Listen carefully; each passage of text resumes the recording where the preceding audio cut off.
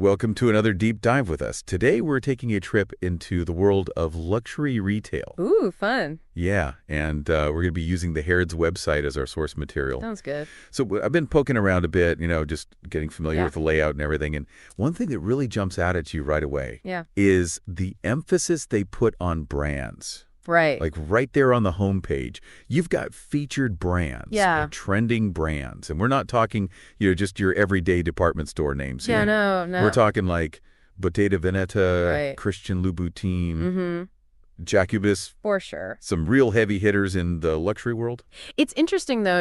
They're not just like throwing every designer name they can think of at you. It feels very carefully curated. Yeah. I think these brands are really saying something about who the Harrods customer is. Oh, how so? Well, they're clearly fashion forward. They appreciate quality and craftsmanship. Right. And I think there's also this element of wanting to be seen as a trendsetter, Oh, interesting. They're not just buying clothes, they're buying into a certain image. Okay, that's a good point, and I see that reflected in the way they highlight certain items, too. Like, they have a whole category called bag icons. Right. And they're really promoting these limited edition sunglasses from Jacques-Marie Mage. Oh, yeah, for their 10th anniversary. Exactly. It's all about exclusivity and desirability. Yeah, you're not going to find this stuff just walking through your local mall. Exactly. Harrods is positioning itself as the place to go for people who are in the know, Right. who want those, like, really special pieces. Yeah, the latest and greatest. But then they also have these categories like modest dressing and gifts for foodies, It's true. which seems to suggest a pretty diverse range of customers. Yeah, it makes you wonder who exactly is the Harrods target audience. Yeah, because on one hand, you've got those like ultra luxury items, but then you also have things at more accessible price points. Yeah, that's a really key observation. I think they're not just after the ultra wealthy. Right. They're casting a wider net, Interesting. targeting a spectrum of affluence, but all united by this shared appreciation for a certain level of quality and style. Okay, so you could start with a Harrods tea towel and work your way up to a Birkin bag. Exactly. I love that. And speaking of appealing to a wider audience, Yeah. they have this section called Workwear Redefined. Oh, yeah, I saw that. It feels like they're trying to elevate even the everyday office attire. I think they're tapping into a cultural shift here. How so? Workwear isn't just about suits and blouses anymore, Right. People want to express their individuality, Yeah. even in professional settings. So it's about bringing style and personality to the office. Exactly. And notice the language they use refined. Mhm. It implies a fresh take on a classic concept. Instead of just saying boring old work clothes, Right. they're making it sound like you could be stylish and powerful at the same time. Exactly. Clever. Okay, so we're starting to get a sense of their brand positioning and target market. Yeah.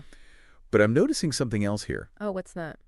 Harrods isn't just selling products anymore. Mm. They're selling an experience. Oh, you're so right. Look at their in-store sections. Yeah. They've got tailoring beauty treatments, personal shopping. They're turning shopping into an event. Exactly. And don't even get me started on the restaurants. Oh, my gosh. They have like every cuisine you could imagine. I know. It's amazing. And they even have this oyster hour thing at Sushi by Masa. Are they trying to bankrupt us? I know, right? But it's not just about selling oysters and champagne, is it? No. It screams experience. Right. It's like they're saying, come to Harrods, and you're not just buying a handbag, you're buying a whole evening of luxury. But is that really realistic for the average shopper? That's a good point. How many people can actually afford to drop hundreds of dollars on oysters and champagne? Right, maybe this experiential approach only works for a select few.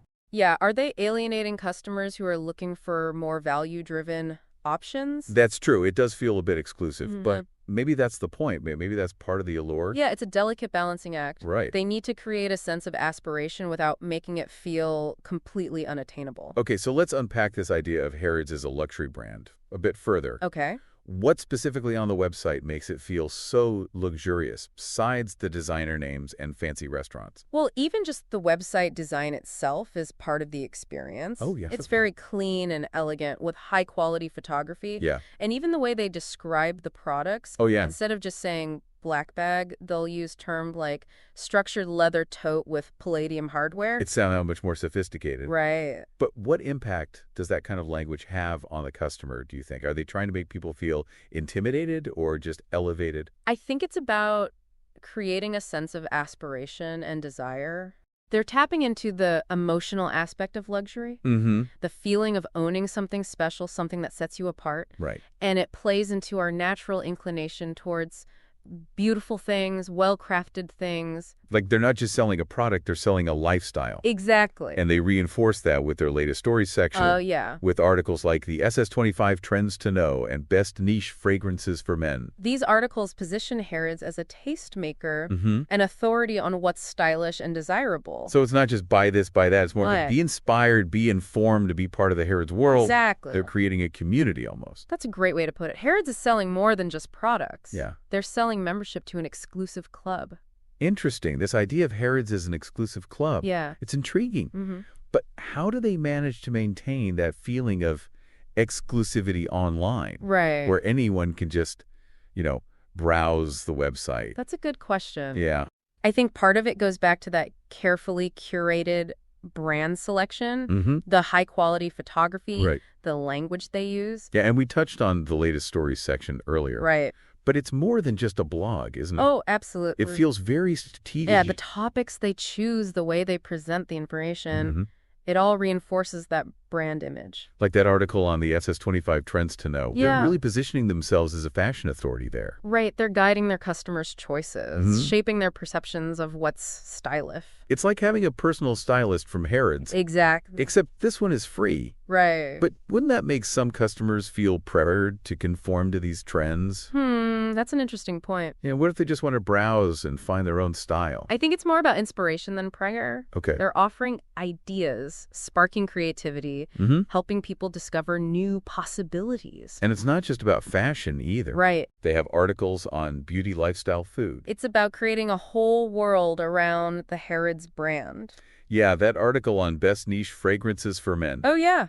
That was a good one. I watched that one. It wasn't just a list of perfumes. No. It was like a MIDI guide to finding a scent that reflects your personality. Exactly. They're adding value, Mm-hmm. providing information that goes beyond just the transactional. So it's about building a relationship with the customer, Yeah. becoming a trusted source of inspiration and advice. Mm-hmm. It makes you wonder how much of their online strategy is about direct sales Right. versus building that long-term relationship. I think it's probably a mix of both. Yeah. The website obviously makes it very easy to buy things. Right. But they're also investing in content that keeps people coming back, Mm-hmm. even if they're not ready to purchase something right now. It's like they're saying, come for the products, stay for the experience. Exactly. And that experience extends beyond the website, too. Right, for sure. They're constantly promoting their in-store events, the personal shopping services, the restaurants. It's all connected. Yeah, it's a seamless blend of online and offline. Mm-hmm.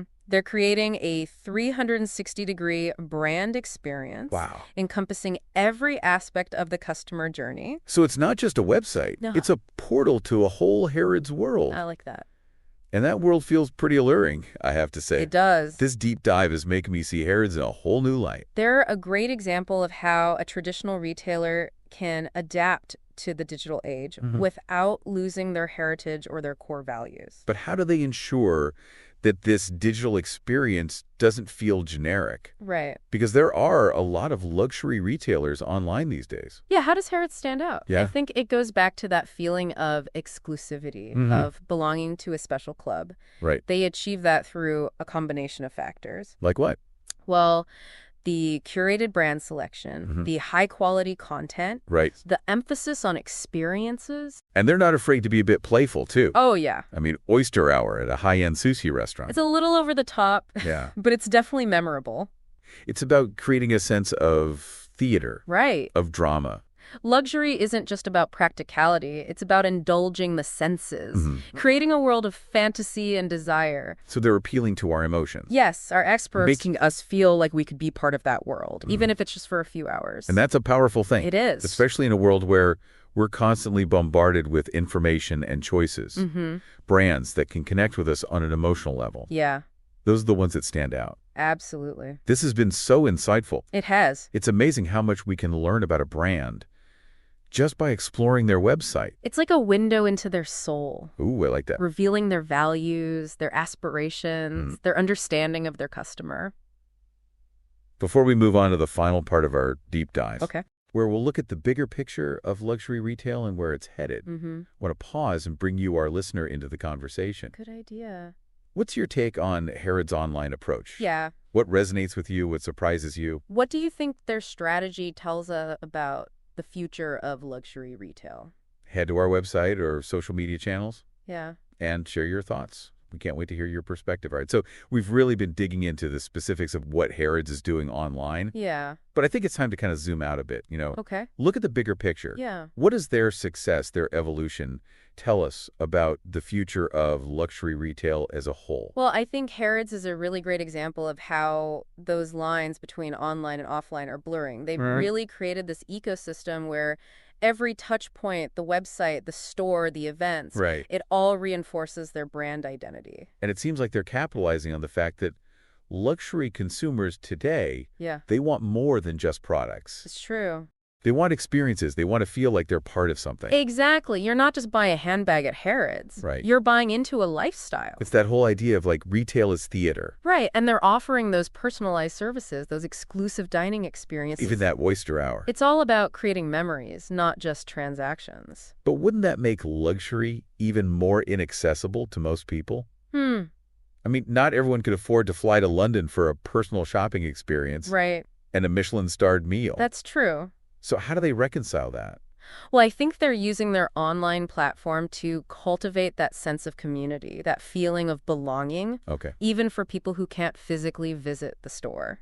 So it's not just about the people who are actually walking through the doors. Right. Their articles, their social media presence, Right. it all helps to make the brand feel more accessible. Even if the price tags aren't always. Exactly. So it's like a digital clubhouse Like that. where everyone is welcome, even if only a select few can afford the VIP treatment. It creates a sense of aspiration. Yeah. Like even if you can't afford a 5,000-pound dress today, Right. maybe you aspire to own one someday, and that keeps you engaged with the brand. Makes you feel like you're part of that world. Exactly. And Harrods isn't just any brand. Right. They have history. They have heritage. Over 170 years. That's got to count for something in this digital age, right? Absolutely. It gives them credibility, a sense of authenticity that's hard to replicate. Yeah, a brand new online boutique can't really compete with that. No, they're not just riding the latest trends. They're Mhm. building on a foundation of tradition and quality. So they're both a classic and a pioneer. Yeah, I think that's a great way to put it. They're staying true to their roots, but also pushing the boundaries of what luxury retail can be.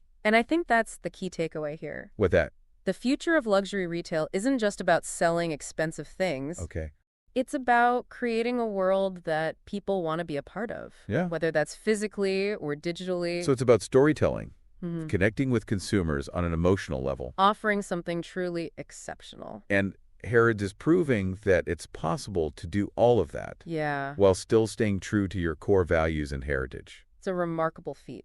Well, this deep dive has definitely given me a whole new appreciation for Harrods Me too. and for the whole world of luxury retail Yeah. in the digital age. Fascinating. What's your final thought for our listeners? Oh, let me think. Something they can kind of ponder as they navigate this, Right. ever-evolving world of luxury. I think it's this, as online platforms become even more dominant, Mm-hmm. the brands that will thrive Yeah. are the ones that understand that luxury is about more than just price tags. Okay. It's about creating an experience, a feeling, a connection. So it's not just about what you buy. No. It's about what that purchase says about you, Mm-hmm. the world that it allows you to enter. Exactly. It's about finding brands that align with your values, your aspirations, your vision of yourself. Beautiful said. Well, on that note, Yeah. we've reached the end of our deep dive into the world of Harrods. It's been a pleasure. We hope this has sparked some new insights and maybe even inspired you to explore this iconic brand for yourself. Yes, and as always, we'd love to hear your thoughts. Head over to our website or social media channels and let us know what surprised you, what resonated with you, and what you think the future holds for luxury retail.